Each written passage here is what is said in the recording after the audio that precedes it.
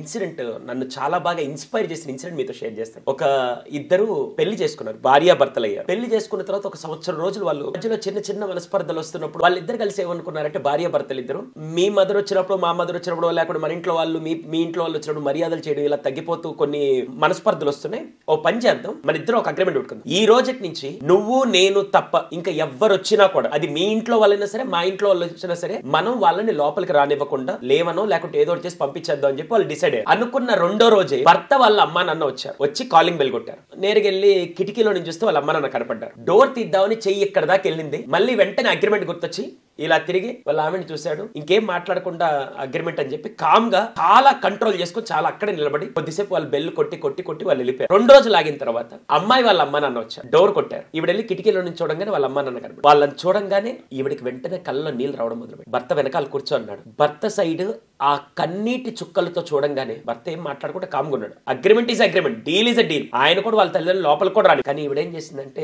భర్తను అలా చూసింది. భర్త ఏం చెప్పట్ల, రమ్మని పొమ్మని ఏం చెప్పట్ల. ఆ కన్నీళ్లతో చూసి ఉన్నాడు ఆయన మాత్రం. ఇంకా ఇవి కంట్రోల్ చేసుకోలేక ఏదైతే అదేందని చెప్పి డోర్ తీసి వాళ్ళ లోపలికి పిలిచి డైనింగ్ టేబుల్ దగ్గర కూర్చోబెట్టి వాళ్ళకి భోజనం పెట్టి ఆత్మీయ ఆతిథ్యం అంతా ఇచ్చేసి వాళ్ళు వెళ్ళిపోయారు. భర్త మొత్తం చూస్తూ ఉన్నాడు. ఒక్క మాట కూడా మాట్లాడారు. సంవత్సరాలు గడిచేయాలి. వాళ్ళకి 2 పిల్లలు పుట్టారు. 2 అబ్బాయిలే.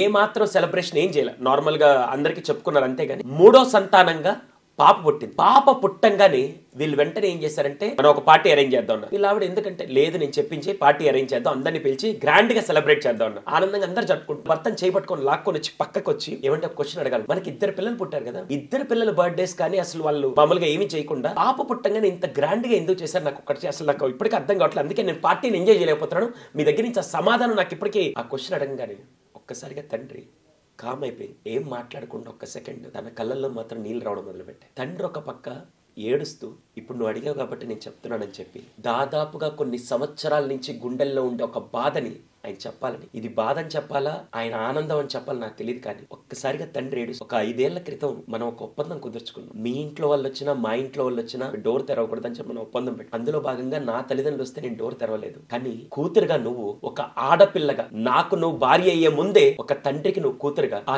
తండ్రి కనపడంగానే భర్త ప్రేమ, భర్తతో ఉండాల్సిన బాధ్యత అన్ని కూడా నీ గుండెల్లో నుంచి కన్నీరు రూపంలో బయటకు వచ్చి ఆ కంటి బాధ ఎలా ఉందో నేను చూశాను. అప్పుడు తండ్రిని పిలవాలని నీ మనసు అనిపిస్తుంది. కానీ భర్తని మాట తప్పకూడదని ఒక పక్క నువ్వు పడిన యుద్ధం నీ కళ్ళలో నేను చూశాను. రేపటి రోజున నా కూతురు కూడా పెద్ద అయిన తర్వాత నేను ఎప్పుడైనా తన ఇంటికి వెళ్తే నా కూతురు కూడా నీలాగే డోర్ ఓపెన్ చేయాలని ఈ రోజు ఇంత పెద్ద ప్రోగ్రామ్ నేను గ్రాండ్ గా చేస్తాను. తల్లి కొడుకు కంటే ఒక 1000 రెట్లు ఎక్కువ ఏదైనా ఉంటే తండ్రి కూతురుదని నేనే కాదు, యావత్ ప్రపంచం ఇప్పుడు ఈ వీడియో చూసే వాళ్ళందరూ, అందులో పర్టికులర్ గా ఆడపిల్లలు చూసే వాళ్ళు కూడా 1000 రెట్లు చెప్పగలరు.